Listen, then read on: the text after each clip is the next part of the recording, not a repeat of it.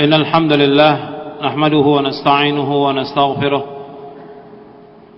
ونعوذ بالله من شرور أنفسنا ومن سيئات أعمالنا من يهده الله فلا مضل له ومن يضلل فلا هادي له أشهد أن لا إله إلا الله وحده لا شريك له وأشهد أن محمدا عبده ورسوله يا أيها الذين آمنوا اتقوا الله حق تقاته ولا تموتن إلا وأنتم مسلمون يا أيها الناس اتقوا ربكم الذي خلقكم من نفس واحدة وخلق منها زوجها وبث منهما رجالا كثيرا ونساء واتقوا الله الذي تساءلون به والأرحام إن الله كان عليكم رقيبا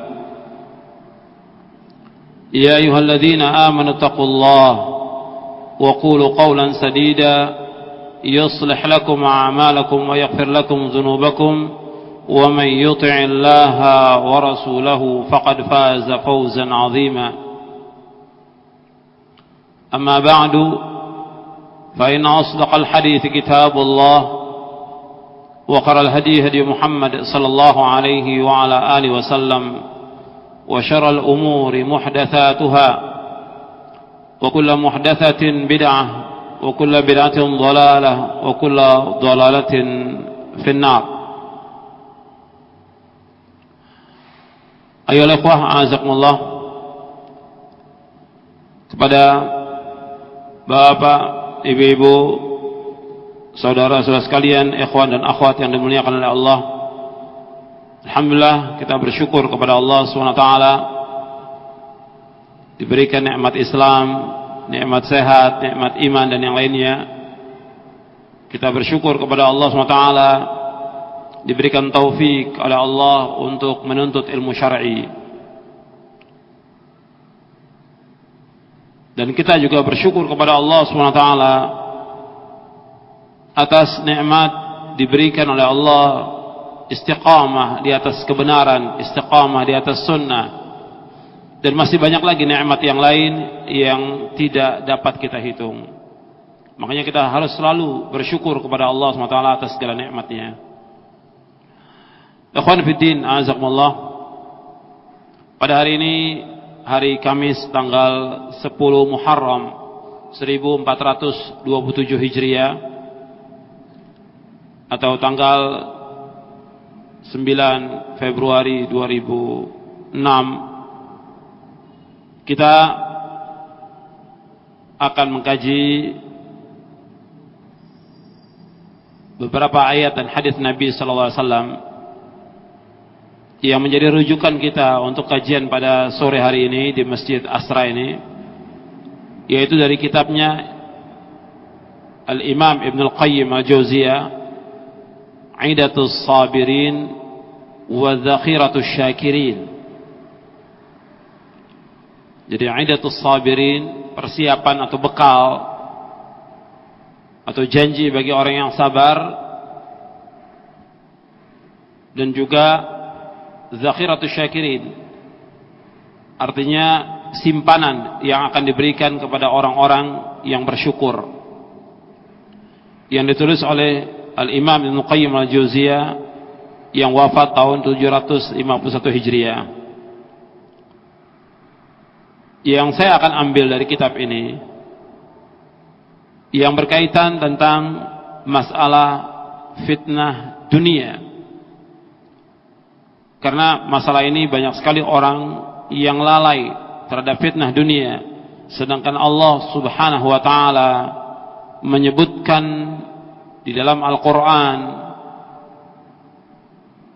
tentang fitnah dunia, dan juga Nabi sallallahu alaihi wasallam berlindung kepada Allah dari fitnah dunia. Di antara ayat tentang dunia ini adalah merupakan fitnah, kehidupan yang sementara, kehidupan yang menipu, yaitu firman Allah dalam surah Ali Imran, surah yang ketiga ayat 185. Allah Subhanahu wa taala berfirman, kullu nafsin dha'iqatul maut wa innama tuwaffawna ujurakum yawmal qiyamah faman zuhziha 'anil nari wa udkhilal jannata faqad faz wa mal hayatud dunya illa mata'ul ghurur. Allah berfirman dalam surah Ali Imran ayat 185, setiap jiwa pasti akan mengalami mati, dan sesungguhnya disempurnakan ganjaran kalian nanti pada hari kiamat. Dan barang siapa yang dijauhkan dari api neraka, dimasukkan ke surga, maka dia adalah orang yang sukses. Dan tidaklah kehidupan dunia ini melainkan kehidupan yang menipu. Allah menyebutkan dalam ayat ini bahwa setiap jiwa pasti akan mati. Setiap jiwa pasti akan mati. Siapa saja itu pasti akan mati. Apakah dia para nabi, apakah dia para ulama, para raja, orang biasa, semuanya akan mati. Kullu nafsin dha'iqatul maut. Kemudian Allah sebutkan wa innama tuwaffawna ujurakum yaumal qiyamah. Sesungguhnya disempurnakan ganjaran kalian nanti pada hari kiamat. Jadi ganjaran baik dan buruk itu sempurnanya nanti pada hari kiamat. Kebaikan kita yang kita lakukan akan diganjar di dunia oleh Allah, tapi akan disempurnakan nanti di akhirat. Begitu juga perbuatan yang jelek akan dibalas di dunia dan akan disempurnakan nanti di akhirat. Kemudian Allah menyebutkan barang siapa yang dijauhkan dari api neraka dimasukkan ke surga, maka dialah orang yang sukses. Jadi orang yang dimasukkan ke surga, dijauhkan dari api neraka, mereka lah orang yang sukses. Jadi ukuran sukses itu, kalau dia dijauhkan dari api neraka, dimasukkan ke surga, itu sukses. Jadi bukan sukses dunia, tapi sukses akhirat. Karena itu para sahabat ridwanullah al-majma'in, mereka punya tujuan hidup yang jelas. Para sahabat ridwanullah al-majma'in, mereka punya tujuan hidup yang jelas, yaitu akhirat. Mereka selalu meminta kepada Allah dimasukkan ke surga, dijauhkan dari api neraka. Para sahabat selalu kalau berdoa itu, Allahumma inni as'alukal jannah wa a'udzubika minan nar. Allahumma inni as'alukal jannah wa a'udzubika minan nar. Allahumma inni as'alukal jannah wa a'udzubika minan nar. Ya Allah, aku mohon kepada Engkau surga, dijauhkan dari api neraka. Ya Allah, aku mohon kepada Engkau surga, dan aku berlindung kepada Engkau dari api neraka.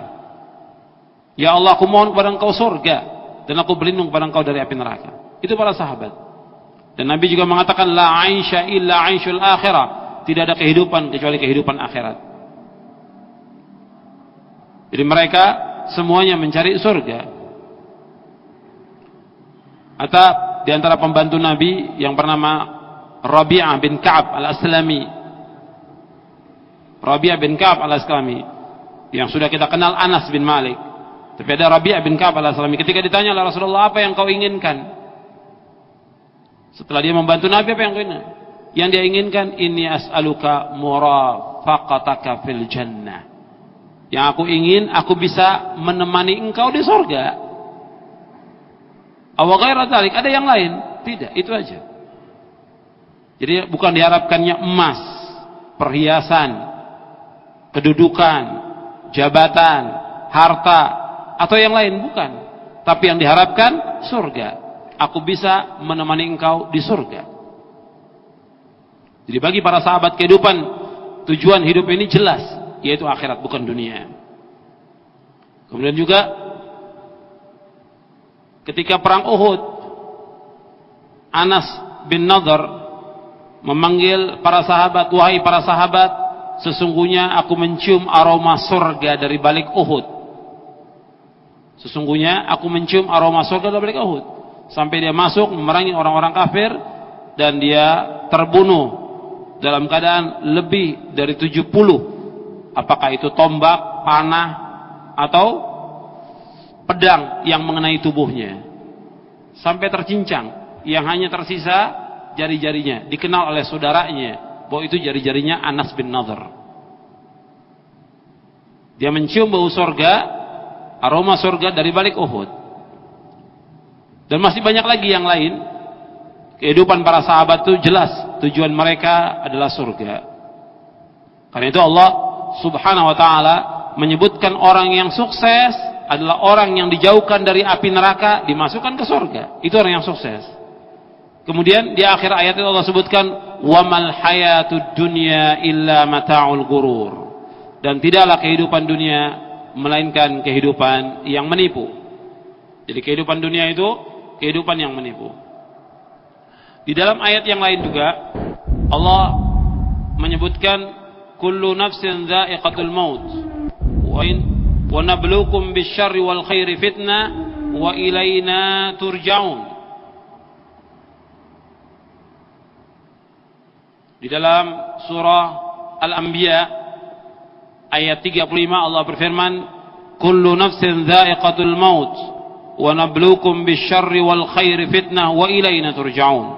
Setiap jiwa pasti akan mengalami mati, dan kami akan uji kamu dengan kejelekan dan kebaikan sebagai fitnah, sebagai cobaan, sebagai ujian. Wa ilaina turja'un, dan kepada kamilah kalian dikembalikan. Ikhwan fiddin, a'azakumullah. Ini ayat-ayat Al-Quran dan masih banyak lagi ayat-ayat yang lain yang berkaitan tentang masalah ini.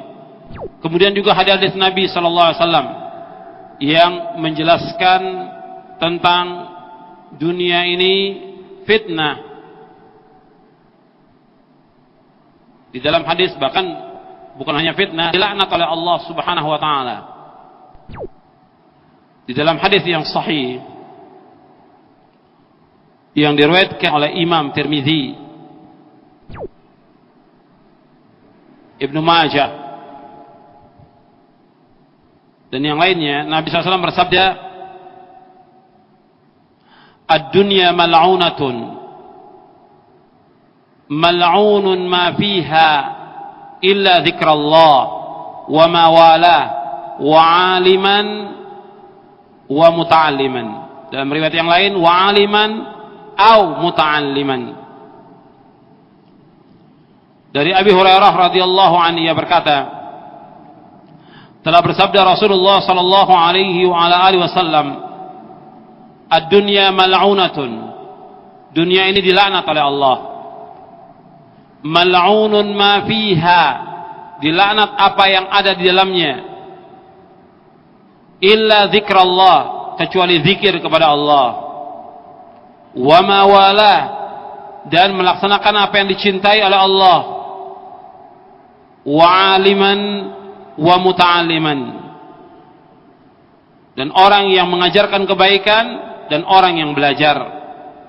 Hadis ini sahih li ghairihi, diriwayatkan oleh Imam Tirmizi, Ibnu Majah, Ibnu Abi Asim dalam kitabnya Az-Zuhud, dan diriwayatkan oleh Imam Baihaqi dalam kitabnya Syu'abul Iman. Di dalam hadis ini Nabi sallallahu alaihi wasallam bersabda bahwa dunia ini dilaknat oleh Allah Subhanahu wa taala, dan dilaknat apa yang ada di dalamnya. Yang terhindar dari laknat Allah Subhanahu wa taala yaitu orang yang berzikir kepada Allah, yang berzikir yang sesuai dengan sunnah Nabi sallallahu alaihi wasallam, berzikir yang mengikuti contoh Rasulullah sallallahu alaihi wasallam. Karena di muka bumi orang yang paling banyak berzikir adalah Rasulullah SAW. Yang kedua para sahabat. Maka yang kita jadikan contoh Rasulullah. Rasulullah orang yang paling banyak berzikir di muka bumi. Kita lihat bagaimana Rasulullah berzikir kepada Allah Subhanahu Wa Taala. Dan bagaimana kaifiat Rasulullah berzikir, itu yang kita contoh. Kemudian wa mawala, yang terhindar dari Allah. Yang kedua yaitu orang-orang yang melaksanakan apa yang dicintai oleh Allah, melaksanakan apa-apa yang dicintai oleh Allah Subhanahu wa taala.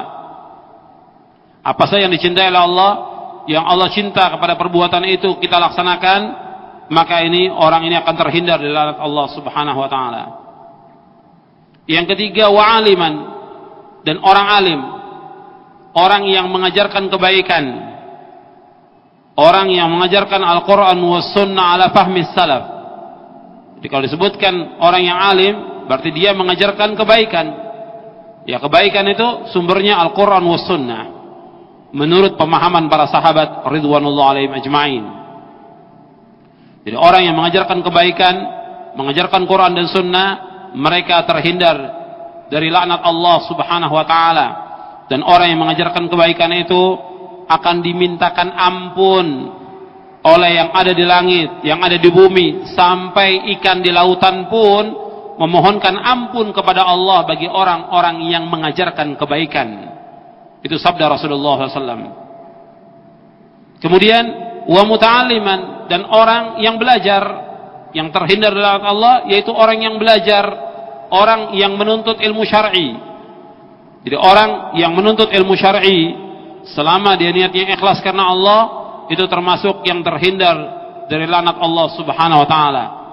Makanya kita bersyukur kepada Allah, kita menjadi talibul ilm, menjadi orang yang muta'allim, yang belajar. Ini kita bersyukur kepada Allah. Terus kita belajar sampai kita diwafatkan oleh Allah subhanahu wa ta'ala. Karena belajar ini tidak boleh berhenti, terus sampai kita diwafatkan oleh Allah subhanahu wa ta'ala. Ikhwan fiddin, a'azakumullah. Yang saya akan bahas di sini penjelasan Nabi bahwa tentang dunia ini dilaknat oleh Allah SWT.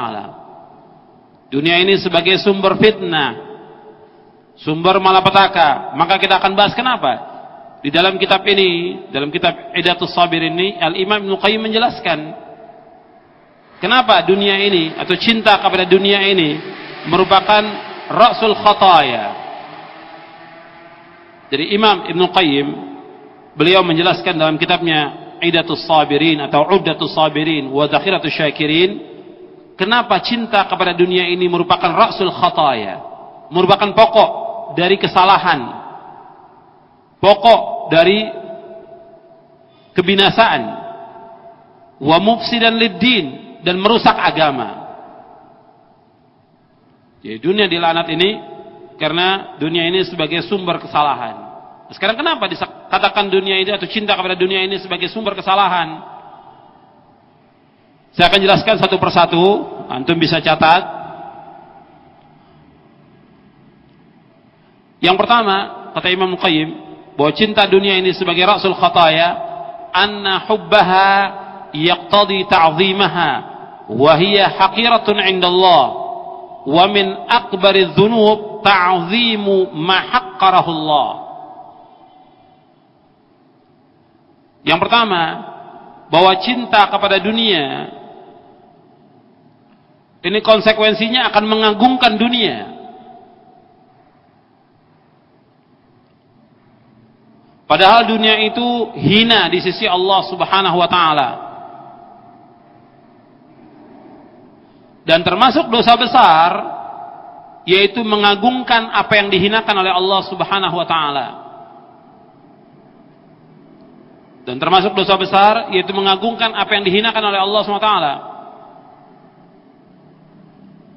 Jadi Nabi sudah menyebutkan bahwa dunia ini hina.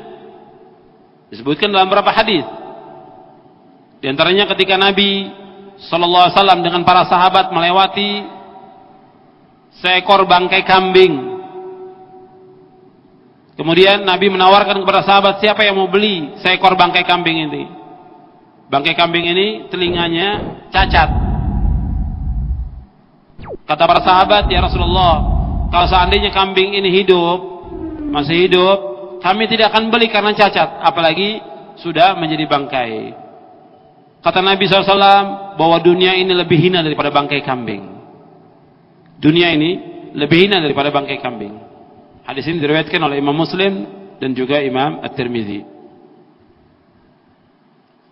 Jadi dunia ini Allah SWT mengatakan hina, dan Nabi juga mengatakan hina. Makanya dengan cinta kepada dunia, berarti orang itu akan mengagungkan dunia. Kalau dia mengagungkan dunia yang jelas-jelas hina di sisi Allah, ini termasuk perbuatan dosa besar. Yang kedua, kenapa dunia ini merupakan pokok dari kesalahan, kejelekan, merusak agama? Yang kedua, annallaha la'anaha wa maqataha wa abghadaha illa ma kana fiha. Sesungguhnya Allah telah melaknat dunia ini dan Allah membencinya, kecuali apa-apa yang dikerjakan semata-mata karena Allah. Kecuali apa-apa yang dikerjakan semata-mata karena Allah. Wa man ahabba ma la'anahu Allah wa maqatahu wa abghadahu faqad ta'arrada lil fitnati wa maqtihi wa ghadabihi. Dan barang siapa yang mencintai apa yang dilaknat oleh Allah, jadi barang siapa yang mencintai apa yang dilaknat oleh Allah, yang dimurkai oleh Allah, maka dia telah menghadapkan dirinya kepada fitnah, kepada kemurkaan Allah dan kemarahannya. Jadi dunia ini sudah dilaknat oleh Allah, dimurkai oleh Allah, dibenci oleh Allah, kecuali apa-apa yang dikerjakan semata-mata karena Allah. Nah, orang yang mencintai apa yang dilaknat oleh Allah, orang yang mencintai apa yang dimurkai oleh Allah, berarti dia telah menghadapkan dirinya kepada fitnah.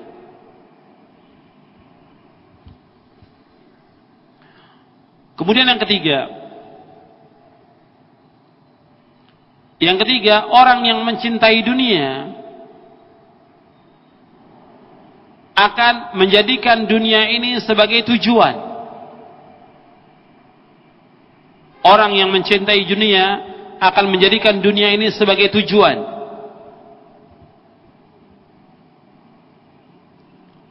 Padahal Allah Subhanahu wa taala menjadikan dunia ini sebagai perantara menuju akhirat. Padahal Allah Subhanahu wa taala menjadikan dunia sebagai perantara menuju akhirat.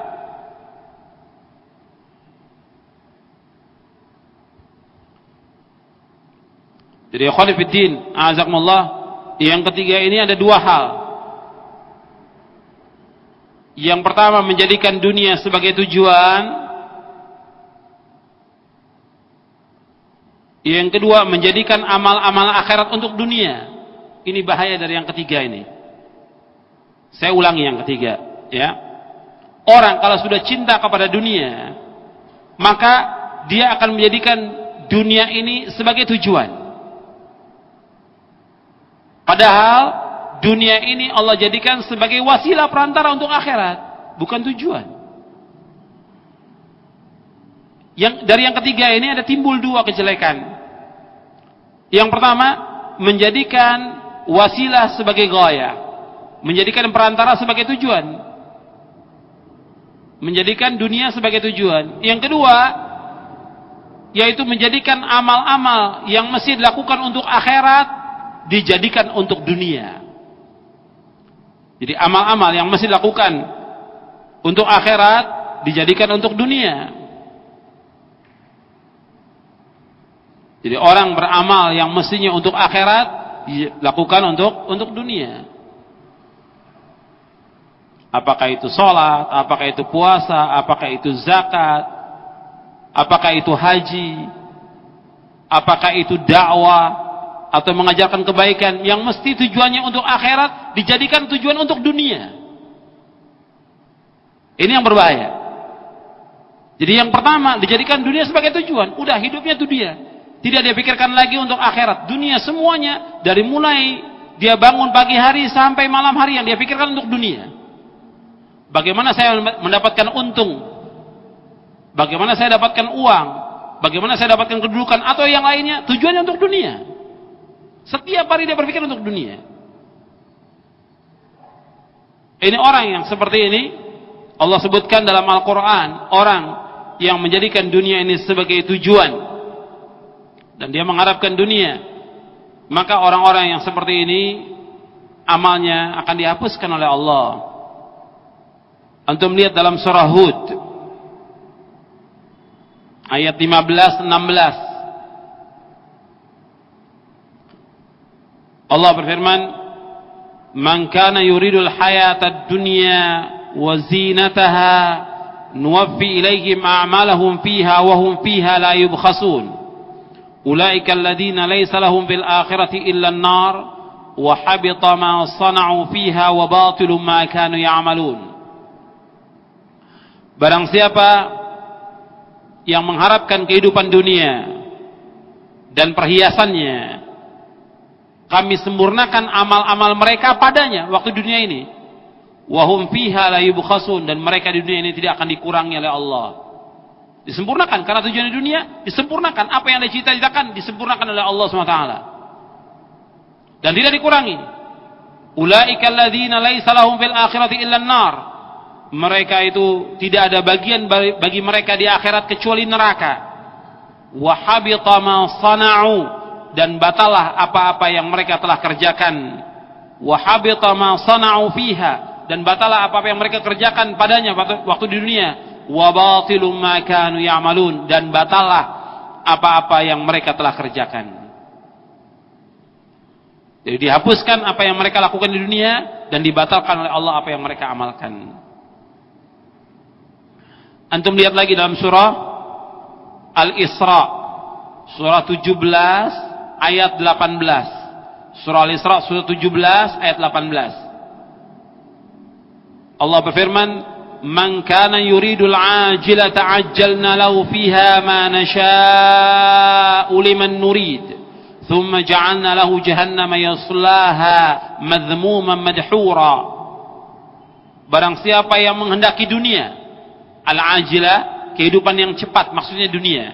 Barang siapa yang mengharapkan dunia, kami akan cepatkan padanya menurut apa yang kami kehendaki. Liman nurid, bagi orang yang kami kehendaki. Thumma ja'alna lahu jahannam, kemudian akan kami jadikan baginya jahannam, yaslaha, yang dia akan masuk ke neraka jahannam, madhmuman madhura, dalam keadaan terhina dan tercela. Jadi orang yang menjadikan dunia ini sebagai tujuan, maka Allah berikan dia di dunia, tapi di akhirat tidak mendapatkan ganjaran apa-apa. Kemudian antum lihat lagi dalam surah Asy-Syura ayat 20. Surah Asy-Syura ayat 20. Man kana yuridu hartal akhirah nazid lahu fi harthih, wa man kana yuridu harthad dunya nu'tihi minha wa ma lahu fil akhirati min nasib. Barang siapa yang mengharapkan ganjaran akhirat, barang siapa yang mengharapkan kehidupan akhirat, maka kami akan tambahkan padanya nanti di akhirat. Dan barang siapa yang mengharapkan kehidupan dunia, kami akan berikan padanya, dan dia di akhirat tidak punya bagian sama sekali. Jadi orang yang tujuannya hidupnya untuk dunia, maka di akhirat tidak mendapatkan ganjaran sama sekali. Ini 3 ayat ini saling menguatkan. Artinya 3 ayat, maksud saya 3 ayat ini sama isinya. Jadi ayat ini 3-3-nya sama isinya, yang menunjukkan satu hal, yaitu barang siapa yang beramal untuk dunia, yang bukan karena Allah dan bukan karena akhirat, maka dia akan mendapatkan bagiannya nanti di dunia ini, tapi di akhirat tidak mendapatkan bagian apa-apa. Jadi akhwan fiddin, a'azakumullah, ini menjadikan dunia sebagai tujuan. Kemudian juga yang kedua, dalam poin yang ketiga ini, yaitu menjadikan amal-amal yang mestinya untuk akhirat dia jadikan untuk dunia, nggak mendapatkan apa-apa. Orang yang mesti dia beramal untuk akhirat tapi dia beramal untuk dunia, nggak ada ganjarannya. Dia sholat untuk mengharapkan ganjaran, dia puasa untuk mendapatkan upah, kemudian dia haji untuk mendapatkan upah, kemudian dia membaca Al-Quran untuk mendapatkan upah, dia berperang jihad untuk mendapatkan ghanimah. Ya tujuannya dunia, dia belajar supaya mendapatkan uang, dia dakwah supaya mendapatkan uang. Tujuannya semuanya untuk dunia. Ini tidak dibenarkan menurut syariat, tidak dibenarkan menurut Al-Quran dan Sunnah Nabi Sallallahu Alaihi Wasallam. Ketika Nabi menyebutkan tentang ketika Nabi ditanya tentang orang yang berperang, ini puncaknya agama Islam, jihad. Dia berperang, ditanya, "Ya Rasulullah, rajulun ghaza yaltamisul ajra wa dzikra ma lahu. Faqala Rasulullah SAW, la syai'a lahu. Kata Nabi, ada seorang datang kepada Rasulullah bertanya, ya Rasulullah, seseorang yang dia berperang, berjihad, menegakkan agama ini puncaknya Islam, jihad ini. Tapi yang dia cari ganjaran dan nama. Bukan karena Allah. Yang dia cari ganjaran, upah, ghanimah, wa dzikr, dan juga nama, supaya namanya terkenal. Apakah dalam istilah pahlawan atau panglima atau yang lainnya? Dzikr yang dia cari. Malahu. Bagaimana? Apa yang dia dapat? Kata Rasulullah, faqala Rasulullah, la syai'a lahu. Tidak ada ganjarannya. Dia tidak mendapatkan pahala, tidak mendapatkan apa-apa. La syai'a lahu. Nabi ulangi, thalatha marrat, 3 kali Nabi ulangi. La syai'a lahu. Kemudian Nabi bersabda, innallaha ta'ala la yaqbalu illa ma kana khalisan wa batughiya bihi wajhuh. Sesungguhnya Allah SWT tidak menerima amalan kecuali yang dilakukan ikhlas semata-mata karena mengharapkan wajahnya Allah.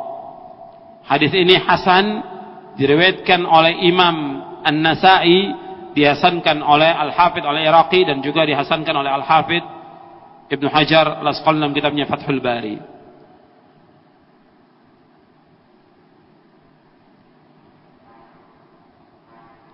Ini ada beberapa hadis. Itu hadis yang diriwayatkan oleh Imam An-Nasa'i. Dalam riwayat yang lain juga yang diriwayatkan oleh Imam Ahmad, Abu Daud juga seperti itu. Ketika Nabi ditanya tentang orang yang berperang, berjihad, tapi dia mengharapkan dunia, Nabi mengatakan, Nabi bersabda, la ajralahu, tidak dapat ganjaran. Dan berapa hadis yang lain yang menjelaskan tentang masalah ini. Jadi akhwani fid din, a'azakumullah, orang yang menjadikan dunia ini sebagai tujuan, maka dia juga akan menjadikan amal-amal akhirat itu untuk dunia. Dia lakukan bukan karena Allah, tapi karena mengharapkan dunia. Kemudian kita masuk yang keempat. Yang keempat, bahwa cinta kepada dunia itu akan menghalangi seorang hamba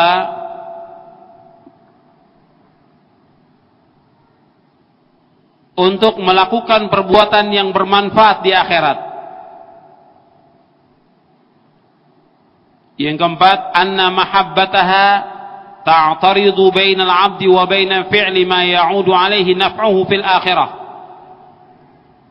Yang keempat ini, bahwa cinta kepada dunia akan menghalangi seorang hamba untuk melakukan perbuatan yang bermanfaat di akhirat.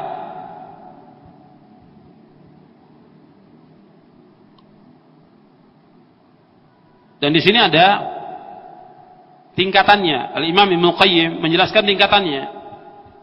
Orang yang cinta dunia itu akan menghalangi dia dari beriman kepada Allah. Banyak sekali orang-orang yang jelas dia cinta kepada dunia, menghalangi dia dari iman kepada Allah. Kemudian orang yang cinta dunia menghalangi dia dari berbuat kewajiban-kewajiban atau melaksanakan kewajiban-kewajiban yang diwajibkan kepadanya, dan melaksanakan kewajiban yang diwajibkan kepada makhluknya. Jadi orang yang cinta dunia, ini masih poin yang keempat. Ini ada orang yang dengan dia cinta kepada dunia, ini menghalangi dia untuk melaksanakan kewajiban yang Allah bebankan. Karena sibuk dengan dagang, sibuk dia dengan usaha, sibuk dia dengan pekerjaan yang dia jadikan sebagai tujuan, menghalangi dia untuk berbuat yang Allah wajibkan kepada dia. Seperti apa? Seperti nuntut ilmu. Dia tinggalkan nuntut ilmu. karena pekerjaannya, karena usahanya, karena dagangnya. Atau menghalangi dia untuk berbuat yang wajib, seperti sholat berjamaah bagi laki-laki di masjid. Terhalang karena dia mengejar dunia. Kemudian juga di antaranya lagi mempelajari apa yang wajib, yang paling wajib kepada Allah, yaitu mentauhidkan Allah. Sampai dia tidak tahu bagaimana mentauhidkan Allah. Karena apa? Sibuk dengan dunia. Kemudian juga menghalangi dia untuk berbuat kepada orang-orang yang dia mesti berbuat baik kepadanya. Seperti siapa? Orang tua. Karena dia sibuk dengan dunia, lupa kepada orang tuanya. Yang mestinya dia birrul walid kepada orang tuanya, ditinggalkan. Yang mestinya ada waktu dia ziarah kepada orang tuanya, tidak ada ziarah kepada orang tuanya. Sibuk dia dengan dunia. Mesti ada waktu dia, apakah sepekan sekali, 2 pekan sekali, sebulan sekali, yang mesti dia mengunjungi orang tuanya, berbuat baik kepada orang tuanya. Orang tuanya tetap rindu kepada dia, mesti dia kunjungi, dia tengok orang tuanya. Di samping nafkah yang dia berikan kepada orang tuanya. Bahkan ada yang lebih jahat lagi, anak yang sibuk dengan dunia, dia tidak memberikan nafkah kepada orang tuanya, tidak menengok orang tuanya, tidak menjenguk di saat orang tuanya sakit. Ini anak yang durhaka yang seperti ini. Jadi dunia itu rasul khotaya, sumbernya penyakit, sumbernya kesalahan. Makanya kalau orang sudah sibuk dengan dunia, menghalangi dia dari melaksanakan apa-apa yang wajib yang dilakukan kepada Allah, kemudian juga kepada makhluknya, seperti apa orang tuanya. Kadang-kadang juga dia putuskan silaturahmi karena sibuk dengan dunia. Kadang-kadang juga menghalangi dia untuk berbuat baik kepada istri dan anak-anaknya, yang mesti dia berbuat baik kepada istri dan anaknya. Anak punya hak, istri juga punya hak untuk mengenal agama ini. Istri kita punya hak untuk mengenal agama Islam. Anak kita punya hak untuk mengenal agama Islam. Sampai dia tidak pernah tahu tentang Islam ini karena suaminya sibuk dengan dunia. Zalim suami yang seperti ini. Istrinya nggak tahu tentang dunia karena apa? Karena suaminya sibuk. Cukup istri diberikan nafkah setiap bulan, sudah gembira. Tapi dia tidak tahu kebutuhan dia yang paling asasi. Bagaimana dia beribadah kepada Allah SWT. Melaksanakan kewajiban-kewajiban yang dengan itu dia mendapatkan ketenangan hati. Begitu juga anak-anaknya. Tidak sempat dia untuk mengajarkan Islam kepada anaknya karena dia sibuk dengan dunia. Kemudian juga di antaranya lagi kata Imam Ibnu Qayyim, yaitu orang yang sibuk dengan dunia itu menghalangi dia untuk mengerjakan kewajiban pada waktu yang memang saat itu dia lakukan. Artinya wajibul waqt, istilah Ibnu Qayyim itu wajibul waqt. Wajibul waqt yang mesti dia lakukan. Jadi kalau sudah tiba waktu yang mesti kita lakukan saat itu, ya kita lakukan. Tiba saatnya azan, kita tinggalkan pekerjaan untuk sholat berjamaah. Di saat ada orang fakir datang kepada kita, di saat itu kita tolong, itu kewajiban waktu. Saat itu kita lakukan. Ketika kita mendengar azan, kewajiban waktu kita mendengarkan azan, jawab dengan sempurna azan itu. Ketika ada tamu, kewajiban kita menghormati tamu itu. Itu wajibul waqt. Nah, orang yang cinta dengan dunia, dia sibuk dengan itu, dia tinggalkan semua kewajiban-kewajiban yang mesti dilakukan. Jadi ada orang-orang yang mesti kita lakukan kewajiban itu di saat itu juga, nggak bisa kita tunda. Nah, orang kalau sudah cinta kepada dunia, terhalang semuanya itu, kewajiban-kewajiban waktu itu. Makanya ini Al-Imam Ibnu Qayyim menyebutkan bahwa orang yang sibuk dengan dunia menghalangi dia dari melaksanakan apa yang diwajibkan oleh Allah Subhanahu wa taala, dan melalaikan hak-hak Allah, dan juga dia melalaikan hak-hak manusia. Kemudian selanjutnya kita masuk kepada poin yang kelima.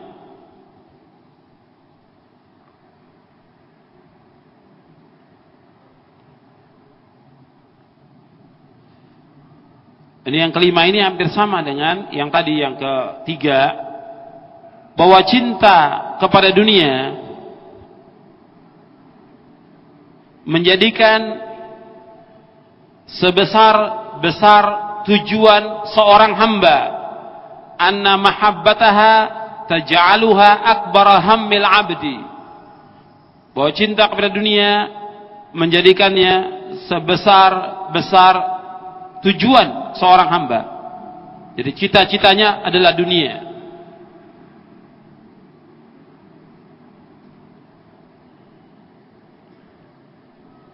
Ini hampir sama yang ketiga, cuma Ibnu Qayyim membawakan ini karena ada hadis.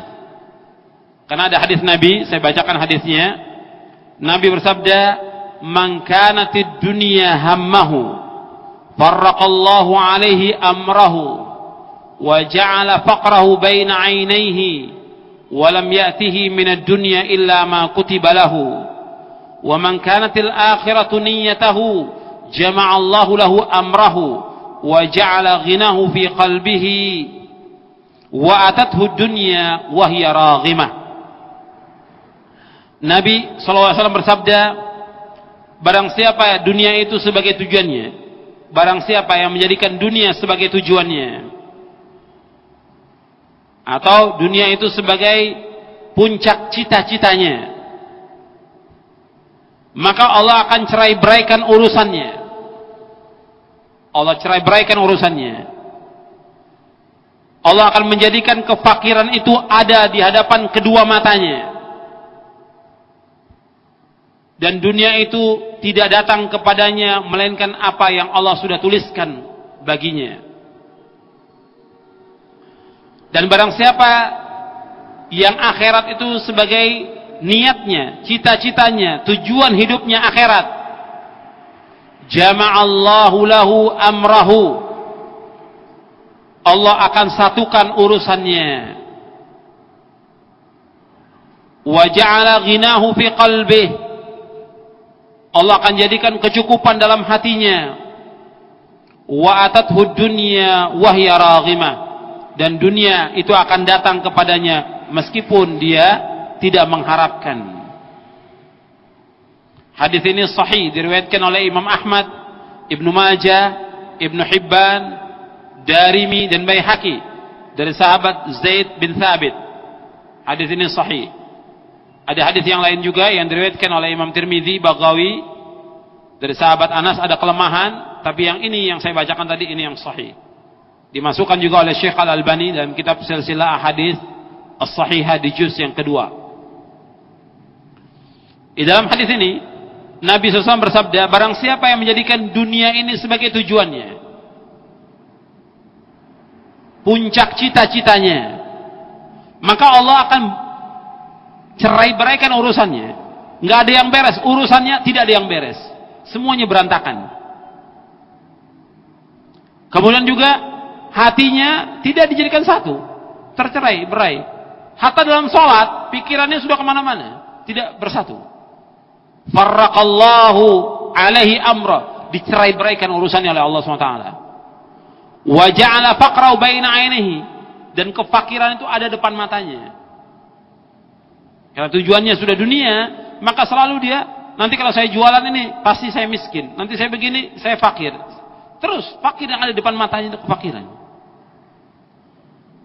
Walam ya'ti minad dunya illa ma kutiba lahu, dan dunia itu tidak datang melainkan apa yang Allah sudah tuliskan. Meskipun dia kerja dari mulai pagi sampai malam, dia usaha dari pagi sampai malam, dia dagang dari pagi sampai malam, dia dapat apa yang Allah sudah tentukan. Kalau sehari dapatnya cuma 20.000, ya 20.000 itu yang dapat. Meskipun dia sudah banting tulang dari mulai pagi sampai malam lagi. Kalau dijadikan dunia itu sebagai tujuan hidupnya, nggak datang rezeki kecuali apa yang Allah sudah tetapkan. Berbeda dengan yang kedua, barang siapa yang akhirat itu tujuannya, niatnya akhirat, puncak cita-citanya akhirat, sebagaimana para sahabat ridwanullah ajmain, maka Allah akan satukan urusannya, dibereskan urusannya oleh Allah SWT, tidak bercabang, hatinya tidak bercabang, tetap satu, yang dituju adalah akhirat. Urusannya pun dimudahkan oleh Allah SWT. Wa ja'ala ghinahu fi qalbih, dan Allah jadikan kecukupan dalam hatinya, selalu merasa cukup dengan apa yang Allah berikan, dan merasa puas dengan apa yang Allah berikan. Merasa cukup dengan apa yang Allah berikan dan merasa puas dengan rezeki yang Allah berikan. Wa atathu dunya wa hiya raghimah, dan dunia itu akan datang meskipun dia tidak mengharap. Jadi kalau orang sudah tujuannya akhirat, Allah akan jadikan rezeki, diberikan kelapangan, dan datang rezeki dari arah yang tidak duga-duga. Sebagaimana Allah berfirman dalam surah At-Talaq, "Wa may yattaqillaha yaj'al lahu makhraja wa yarzuqhu min haitsu la yahtasib." Dan barang siapa yang bertakwa kepada Allah akan diberikan jalan keluar oleh Allah. Wa yarzuqhu min haitsu la yahtasib. Dan Allah akan berikan rezeki kepadanya dari arah yang dia tidak sangka-sangka. Kemudian ikhwani fiddin, azakumullah, dibawakan lagi, ini yang kelima yang kita harus ingat, bahwa tujuan kita seorang mukmin yaitu akhirat. Jangan jadikan dunia ini sebagai tujuan. Sebab di antara doa Nabi SAW, Nabi berdoa, "Wala taj'alid dunya akbara hammina, wala taj'alid dunya akbara hammina." Ini doanya panjang. Doa Nabi panjang. Di antara Nabi menyebutkan, jangan kau jadikan ya Allah dunia ini sebagai puncak cita-cita kami. Jangan kau jadikan ya Allah dunia ini sebagai puncak cita-cita kami. Antum bisa lihat doanya dalam buku doa dan wirid. Awalnya doa itu, Allahumma qsim lana min khasyatika ma tahulu bihi bainana wa baina ma'asik, wa min ta'atika ma tuballighuna bihi jannatak, wa min al-yaqin ma tuhawwinu bi 'alaina masa'ib ad-dunya. Allahumma matti'na bi asma'ina wa absarina wa quwwatina ma ahyaytana waj'alhu waritha minna waj'al tha'rana 'ala man zalamana wansurna 'ala man 'adana wa la taj'alid dunya akbara hammina wala mablagha ilmina wala tusallit 'alaina man la yarhamuna. Nanti antum bisa lihat doa itu dalam buku doa dan wirid. Kemudian yang keenam, kita masuk yang keenam, bahwa cinta dunia itu akan membawa kepada siksa. Anna muhibbaha asyaddun nasi azaban biha. Bahwa orang yang cinta dunia itu adalah orang yang tersiksa di dunia ini. Jadi orang yang cinta dunia adalah orang yang tersiksa di dunia ini. Al-Imam Ibnu Qayyim di dalam kitabnya Ighathatul Lahafan min Masayidi Syaitan, beliau menjelaskan begini, muhibbud dunya la yanfakku min thalathin, hammun lazim wa ta'abun daim wa hasratun la tanqadhi. Kata Imam Ibnu Qayyim dalam kitabnya Ighathatul Lahafan min Masayidi Syaitan, yang sudah diringkas oleh Syekh Ali Hasan, yaitu dalam kitabnya Mawaridul Aman. Imam Ibnu Qayyim mengatakan cinta kepada dunia ini tidak lepas dari tiga hal. Cinta kepada dunia itu tidak lepas dari tiga hal.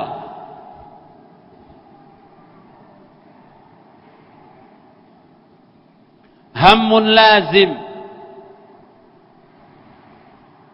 yaitu kesedihan yang terus menerus.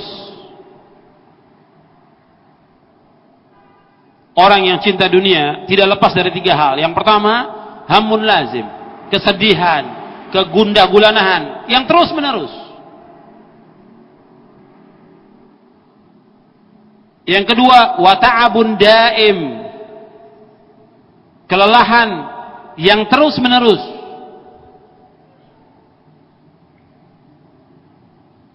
Kelelahan yang terus menerus.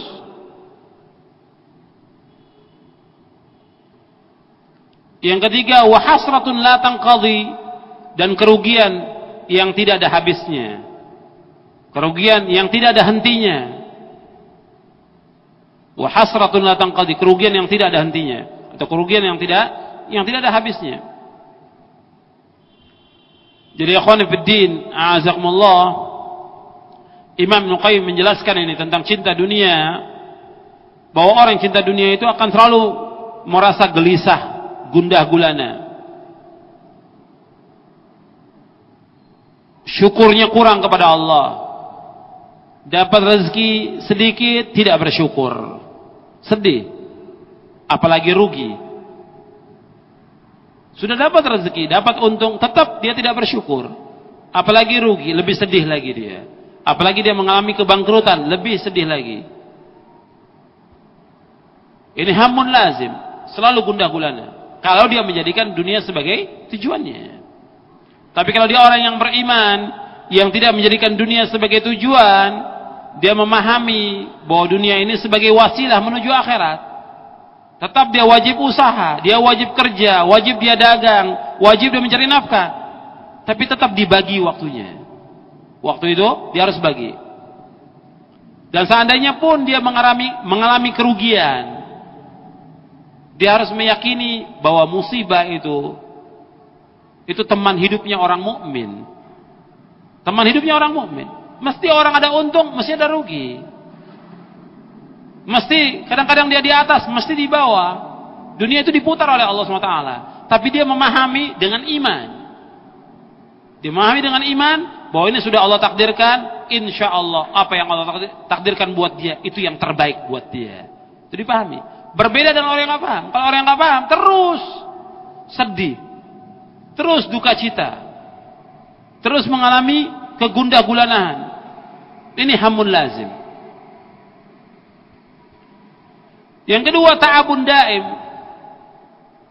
Kerja, kelelahan, keletihan yang terus menerus.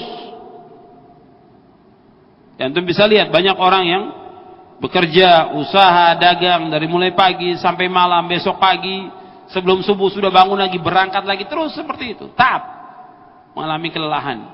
Kalau dia menjadikan dunia sebagai tujuannya. Ya, berbeda dengan orang-orang yang capeknya, lelahnya dilakukan semata-mata karena Allah Subhanahu wa taala. Dia akan mendapatkan ganjaran dari Allah Subhanahu wa taala. Karena capeknya, lelahnya kita akan ditanya oleh Allah sampai hari kiamat nanti. Capek lelahnya kita akan ditanya oleh Allah nanti pada hari kiamat. Untuk apa kita capek dan lelah itu? Kemudian yang ketiga, wa hasratun la tanqadi, kerugian yang tidak ada habisnya.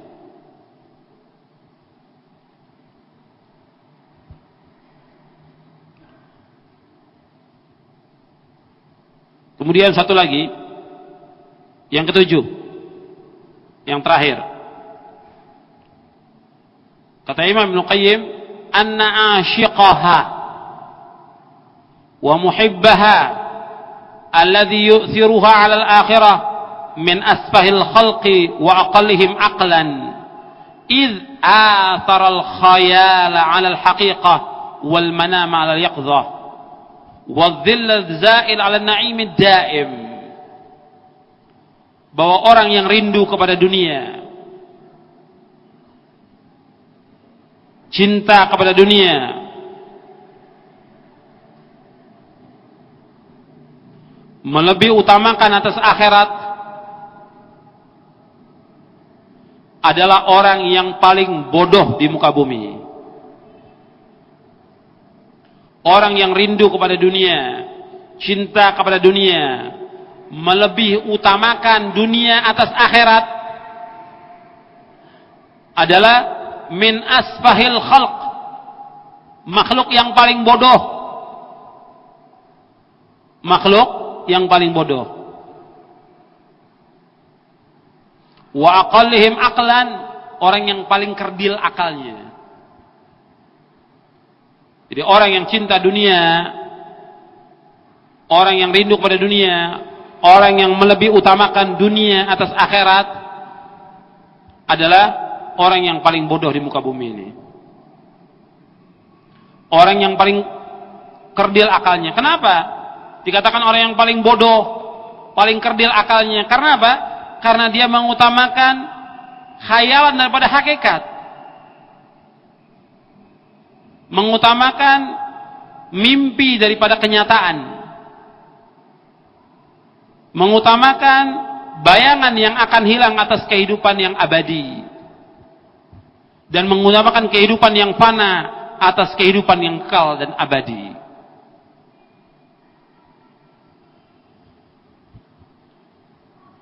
Jadi Nabi sallallahu alaihi wasallam ketika ditawarkan berbagai macam kenikmatan dunia, Nabi mengatakan, aku dengan dunia perumpamaannya seperti orang yang berteduh di bawah pohon, kemudian aku akan lewat lagi, akan tinggalkan pohon itu. Artinya sementara. Nggak mungkin orang akan istirahat di bawah pohon itu sampai sehari atau berpekan-pekan atau bertahun-tahun. Sebentar aja. Aku ini perumpamaan dengan dunia seperti seorang yang berjalan, kemudian aku istirahat di bawah pohon, kemudian aku tinggalkan. Jadi karakibin istadhalla tahta syajaratin thumma raha fatarakaha. Allah Subhanahu wa taala sudah mengingatkan, dan ini makanya ayat ini termasuk yang disunnahkan setiap sholat Jumat dibaca, yaitu surah Al-A'la. Dalam surah Al-A'la, dalam surah Sabbihis, bal tu'thirunal hayatad dunya, bal tu'thirunal hayatad dunya al-akhirah, bal tu'thirunal hayatad dunya wal akhiratu khairu wa abqa. Bal tu'thirunal hayatad dunya, bahkan kalian lebih utamakan kehidupan dunia, wal akhiratu khairun wa abqa. Kata Allah, bal tu'thirunal hayatad dunya, kalian lebih utamakan kehidupan dunia. Kalian lebih utamakan kehidupan dunia. Padahal akhirat itu lebih kekal, lebih baik. Jadi setiap Jumat Nabi baca ayat ini untuk mengingatkan kaum muslimin supaya mereka tidak disibukkan dengan dunia. Kemudian ikhwan fillah, a'azakumullah, kalau saya membawakan penjelasan Al-Imam Ibnu Qayyim ini tentang jeleknya dunia, dunia ini dilaknat oleh Allah sebagai sumber kesalahan, merusak agama, bukan berarti orang tidak boleh mencari nafkah. Dia wajib mencari nafkah, dia wajib mencari maisha, tapi tinggal dia bagi waktunya. Jangan dijadikan sebagai tujuan utama dalam hidup ini. Mencari sekedarnya aja. Kita lihat bagaimana para ulama, mereka punya istri, mereka punya anak, mereka mencari nafkah juga, sekedarnya, tapi mereka nuntut ilmu terus jalan. Saya ambil contoh yang belakangan aja, dari ulama terdahulu, ulama yang belakangan, Syekh Albani. Dari mulai pagi masuk ke perpustakaan, baca kitab, baca buku di perpustakaan itu, sampai sore hari, keluar sebentar untuk mencari nafkah, membetulkan jam, servis jam, beberapa jam, kemudian dapat uang, masuk lagi perpustakaan. Dan terus seperti itu. Bermanfaat buat dirinya, bermanfaat buat istrinya, bermanfaat buat anaknya, bermanfaat buat umat sampai hari ini. Dan mungkin sampai akhir zaman. Dan kitab-kitabnya bermanfaat. Begitu juga imam-imam yang lain, para imam. Mereka mencari nafkah. Mereka punya istri, punya anak. Tapi mereka terus menuntut ilmu. Mereka terus berdakwah, mengajar, dan memberikan manfaat kepada kaum muslimin. Jadi ikhwan fillah, azakumullah, mencari nafkah itu wajib. Wajib. Dan kita jangan jadikan sebagai tujuan. Tetap wajib mencari nafkah. Kewajiban-kewajiban yang Allah bebankan tetap harus kita laksanakan. Dan kalau ini kita laksanakan, insya Allah, Allah akan mencukupi kita, memberikan kecukupan kepada diri kita, kepada keluarga kita, dan juga Allah akan hilangkan kefakiran dari diri kita.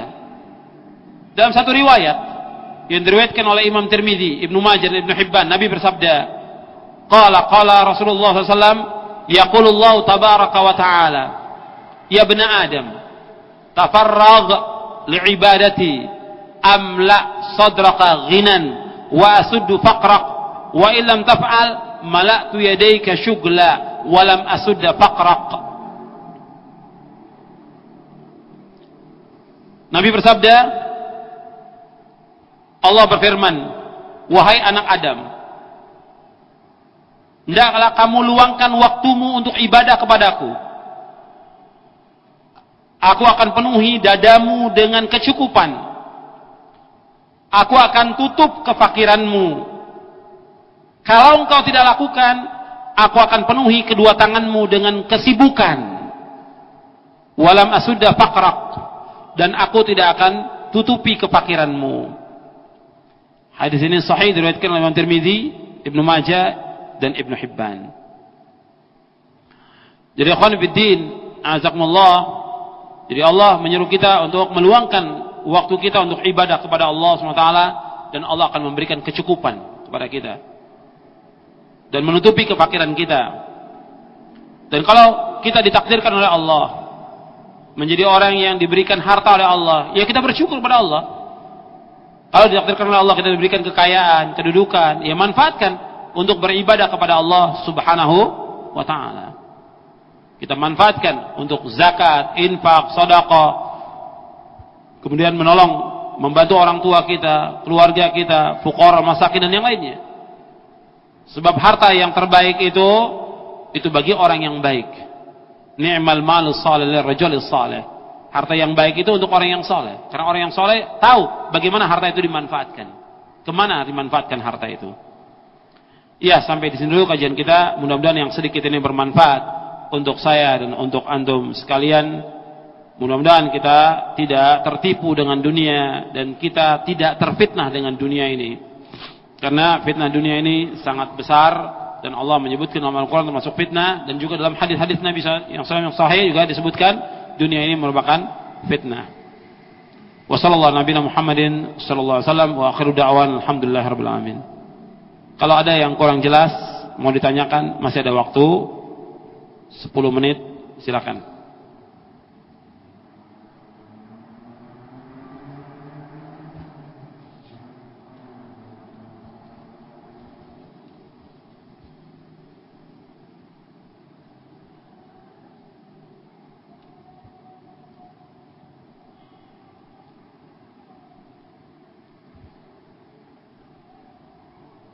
Dalam kita mengerjakan amal soleh, bolehkah kita mengharapkan pahala dari Allah? Allah menyebutkan dalam Al-Quran tentang masalah ganjaran.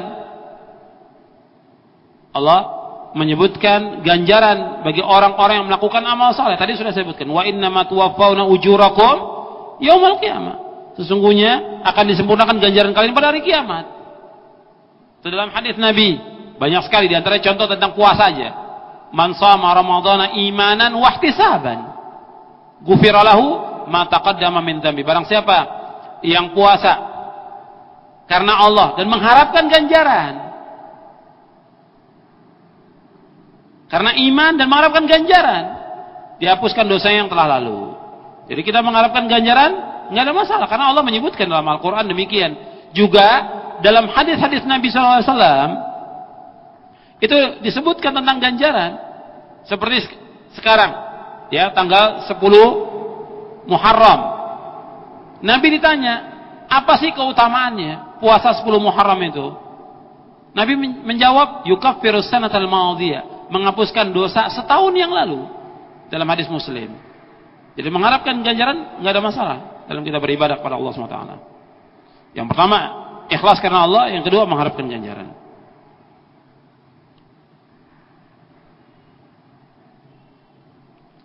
Mohon dijelaskan tentang definisi fitnah, karena selalu diucapkan oleh orang awam bahwa fitnah itu identik dengan tuduhan. Apa jalan keluar dari fitnah? Ini jawabannya panjang. Mesti kita bikin pertemuan lagi yang judulnya fitnah. Materi panjang ini tentang fitnah. Fitnah itu artinya bisa dalam artian tadi tuduhan. Bisa juga artinya kekufuran, bisa juga artinya cobaan, bisa juga artinya ujian. Itu fitnah. Seperti tadi dalam surah Al-Anbiya ayat 35, kullu nafsin dha'iqatul maut wa nabluukum bisyarri wal khairi fitnah. Fitnah di situ yaitu cobaan, ujian.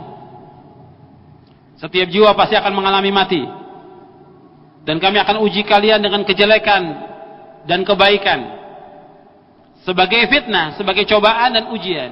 Wa ilaina turja'un, dan kepada kami lah kamu akan dikembalikan.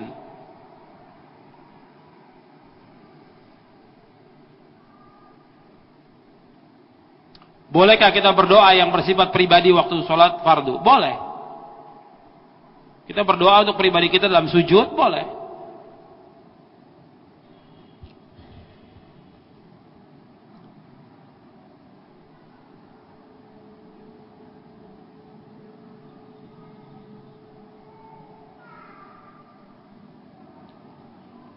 Apakah termasuk lalai kalau Anda mengerjakan sholat asar lewat dari waktunya? Pada saat azan Anda masih kerja, tapi Anda berusaha untuk sholat berjamaah. Nah, ini yang diusahakan oleh para karyawan. Kalau bisa di saat dikumandangkan azan, itu kerja sudah berhenti, istirahat. Dan itu diminta oleh semua karyawan muslim ketika dikumandangkan azan, kerja berhenti, sholat berjamaah. Setelah itu kerja lagi. Itu yang perlu diusulkan oleh seluruh karyawan muslim. Di saat azan itu berhenti kerja untuk sholat berjamaah. Itu harus diupayakan. Dan kita memang diperintahkan untuk sholat berjamaah. Untuk laki-laki sholat berjamaah. Jamaah yang dimaksud itu jamaah yang pertama kali dikumandangkan azan. Kecuali kalau masjid itu tidak cukup. Setelah yang pertama, kalau masjid itu nggak cukup, ya boleh ada jamaah yang kedua. Tapi yang sesuai dengan sunnah, ya jamaah pertama kali yang dikumandangkan azan itu yang dilakukan. Kecuali kalau masjidnya tadi saya bilang nggak cukup. Bahkan setiap pabrik kalau perlu diusulkan juga ada masjid yang semua karyawan bisa sholat berjamaah di tempat itu.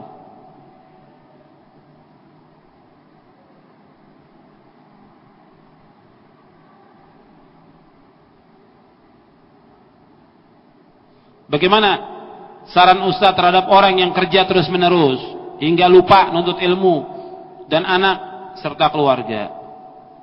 Ya sekarang tinggal dibagi waktunya. Kalau dia kerja setiap hari dari mulai Senin sampai Jumat, tinggal waktu hari Sabtu dan Ahad bisa dimanfaatkan buat talabul ilmi. Diajak keluarga untuk nuntut ilmu, diajak istri untuk nuntut ilmu. Atau kalau dia kerjanya dari pagi sampai asar, bisa juga ada waktu yang dia bisa ajak istrinya atau anaknya untuk nuntut ilmu. Tinggal dibagi, apakah sepekan sekali atau sepekan 2 kali istrinya nuntut ilmu. Dan juga diajak anaknya.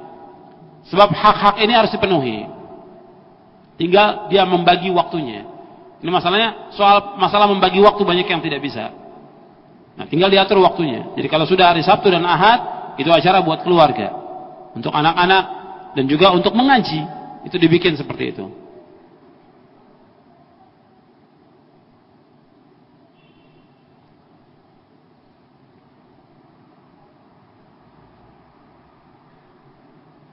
Kalau dalam sholat memikirkan dunia, apakah sholatnya batal? Ya sholatnya tidak batal.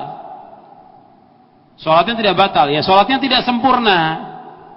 Seperti dalam riwayat Nabi pernah menyebutkan tentang orang yang sholat, tapi dapat pahalanya cuma 1/6, 1/5, 1/4, ada yang 1/7. Jadi sedikit sekali pahala yang dia dapat. Jadi seorang sholat itu dia berusaha untuk khusyuk. Dan kalau seandainya ada gangguan, dia berusaha untuk melawan gangguan itu, gangguan syaitan.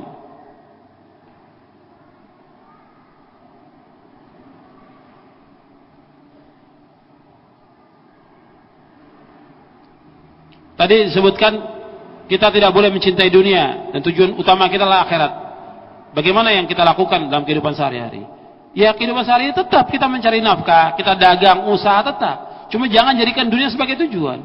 Sebab kita harus makan, istri kita harus makan, anak kita harus makan. Ya kita harus cari nafkah. Tapi nggak boleh menjadikan dunia itu sebagai tujuan. Sebab kadang-kadang ada orang yang sudah berhasil, usaha lagi ini, terus usaha lagi. Habis waktunya untuk itu. Padahal dengan usaha satu ini sudah cukup dia, bisa mencukupi dia, istrinya, anaknya, bahkan bisa zakat, bisa sedekah, bisa infak. Tapi dia masih kejar yang lain. Sehingga apa?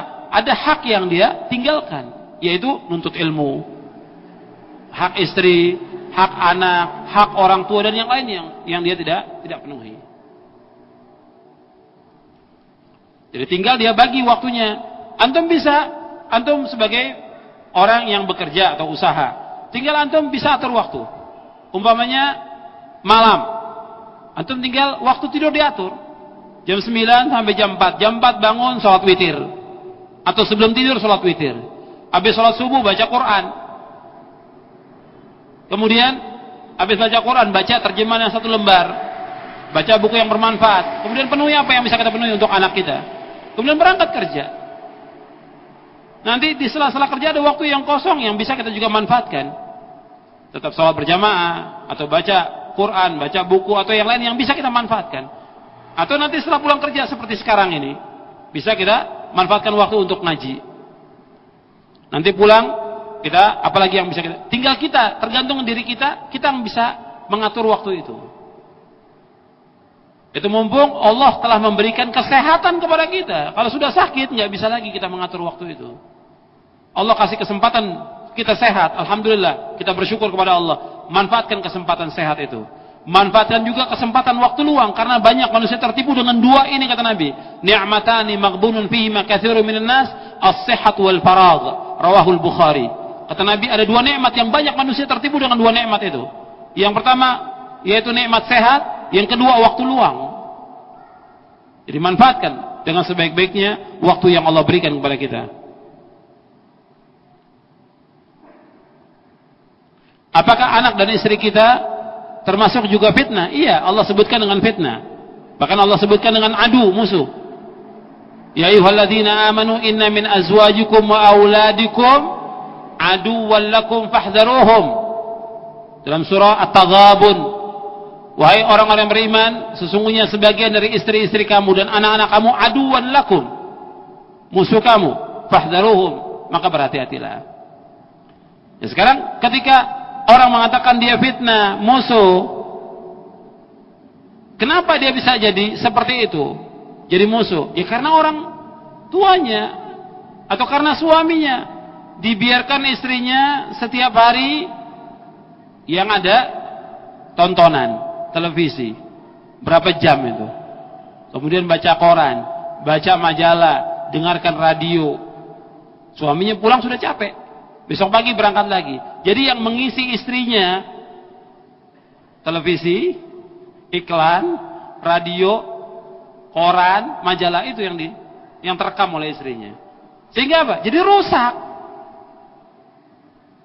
Karena acara-acara itu jelas merusak hati, merusak akal, merusak agama.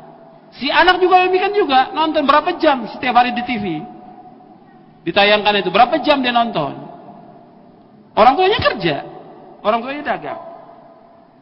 Ketika pulang, si anak sudah diajarkan oleh televisi, diajarkan oleh radio, ngomongnya juga sudah berbeda. Akhirnya jadi apa? Jadi musuh bagi suaminya, jadi fitnah bagi suami. Dengan sebab suaminya yang tidak mengatur waktu untuk istri dan anaknya.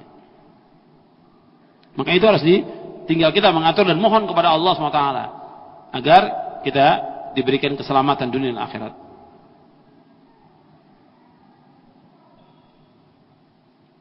Bagaimana kita memperlakukan anak dan istri kita agar tidak terjerumus dalam fitnah dunia? Yaitu ajak istri kita untuk ngaji, ajak istri kita untuk mengikuti agama yang hak ini. Dan kita wajib, karena kita sebagai kepala rumah tangga akan dituntut oleh Allah sampai hari kiamat tentang keteledoran istri kita, kelalaian istri kita. Suruh dia yang wajib-wajib, suruh yang sunnah-sunnah. Sampai ada ya di antara kaum muslimin yang dia kalau ngajinya luar biasa, getolnya luar biasa ngajinya, tapi istrinya nggak pakai jilbab. Bagaimana? Anaknya nggak pakai jilbab. Bagaimana dia ngaji getol, jadi pengurus masjid, pengurus pengajian, tapi anaknya nggak pakai jilbab. Sedangkan pakai jilbab ini hukumnya wajib. Dosa besar. Bukan dosa kecil, dosa besar. Kenapa dibiarkan istri nggak pakai jilbab? Kenapa istrinya tidak menutup aurat dibiarkan? Anaknya tidak menutup aurat dibiarkan? Dosa besar. Kadang-kadang juga nggak sholat berjamaah, dan yang lainnya. Jadi suami tanggung jawab dengan Allah. Jadi akan ditanya oleh Allah tentang keluarganya. Innallaha sa'ilun kulla ra'in ammastara'ahu ahafidha am dayya'ah. Sesungguhnya Allah akan menanyakan kepada setiap orang tentang pimpinannya. Dia jaga benar-benar atau dia sia-siakan. Akan ditanya oleh Allah. Makanya kita harus menyediakan waktu untuk istri kita dan untuk anak kita. Apakah puasa Muharram itu dilakukan tanggal 9 dan 10 Muharram? Iya, puasa Muharram itu disunnahkan tanggal 9 dan 10. Yang Nabi lakukan setiap tahun itu sejak Nabi hijrah dari Mekah ke Madinah itu puasa Muharram, Asyura. Di tahun pertama semua suruh puasa, sampai anak kecil pun suruh puasa. Kemudian pada tahun kedua Hijriah turun ayat Surah Al-Baqarah ayat 183, ya ayyuhalladzina amanu kutiba alaikumusiyam. Wahai orang beriman diwajibkan puasa Ramadan. Maka puasa Asyura menjadi hukumnya sunnah. Tapi Nabi tetap lakukan. Pada tahun 9 Hijriah, sahabat mengatakan, ya Rasulullah, 10 Muharram ini diagungkan lagi oleh orang-orang Yahudi dan Nasrani. Kemudian kata Nabi, la in baqitu ila qabilin la asuman at-tasi'. Seandainya aku hidup sampai tahun depan, aku akan puasa tanggal 9 Muharram. Hadisnya sahih riwayat Muslim. Jadi sunahkan tanggal 9 dan 10. Sebagaimana perkataan Abdullah bin Abbas, sumu at-tasi'a wal 'ashira wa khaliful yahud. Hendaklah kamu puasa tanggal 9 dan 10 Muharram, hendaklah kamu menyalahi orang-orang Yahudi. Jadi 9 dan 10 kita disunahkan. Adapun 11 hadis yang dhaif. Ada riwayat juga hendaklah kamu menyalahi orang-orang Yahudi dengan puasa 9, 10 dan 11 Muharram. Hadis yang 11 ini hadisnya dhaif. Diriwayatkan oleh Imam Ibnu Khuzaimah tapi sanadnya dhaif. Ada seorang rawi yang dhaif yang bernama Muhammad bin Abdurrahman bin Abi Layla, dia sayyul hifdzi, jelek hafalannya, tidak bisa dijadikan sebagai hujjah. Iya, sampai di sini dulu kajian kita. Mudah-mudahan yang kita kaji ini bermanfaat. Nah, ini ada satu lagi. Carilah dunia seolah kamu hidup selamanya, dan carilah akhirat seolah kamu akan mati besok. Ini bukan hadis. Ini bukan hadis Nabi. Ya, carilah dunia seolah kita hidup selamanya, dan carilah akhirat seolah kamu mati besok. Ini bukan hadis. Bukan sabda Rasulullah SAW. Atau disilakan dengan hadis palsu. Ya, sampai di sini dulu kajian kita. Mudah-mudahan bermanfaat dan kita persiapan untuk buka puasa. Mudah-mudahan yang kita kaji ini bermanfaat untuk saya dan untuk antum sekalian, dan mudah-mudahan amal kita diterima oleh Allah Subhanahu wa taala. Wa sallallahu nabiyana Muhammadin sallallahu alaihi wasallam. Subhanakallahumma bihamdik asyhadu an la ilaha illa anta astaghfiruka wa atubu ilaik. Assalamualaikum warahmatullahi wabarakatuh.